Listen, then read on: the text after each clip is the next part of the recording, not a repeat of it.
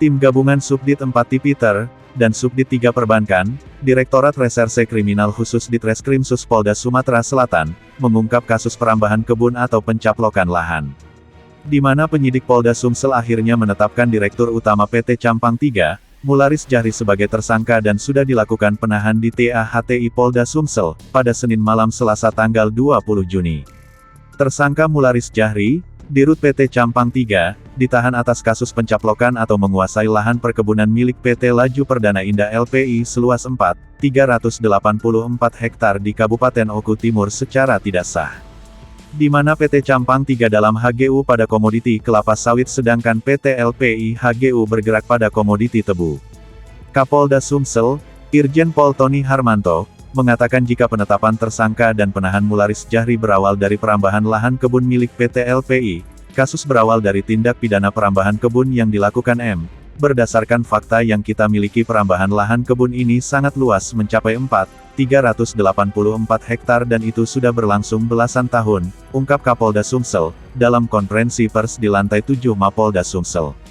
Selasa tanggal 21 Juni tahun 2022. Dijelaskan Irjen Pol Tony Harmanto, berdasarkan bukti dan fakta hukum, tersangka Mularis Jahri dapat dijerat beberapa pasal berlapis dari tindak pidana perkebunan dan juga tindak pidana pencucian uang. Karena dari hasil kegiatan ilegal itu ada hasil kejahatan berupa uang yang sangat besar. Selain tindak pidana perkebunan dari hasil pemeriksaan PPATK inilah hasil uang dari kejahatan sehingga kita masukkan dalam tindak pidana pencucian uang terhadap yang bersangkutan dan kita tidak berhenti sampai di sini. Karena dari kejahatan ini ada transaksi yang sangat besar, jelas.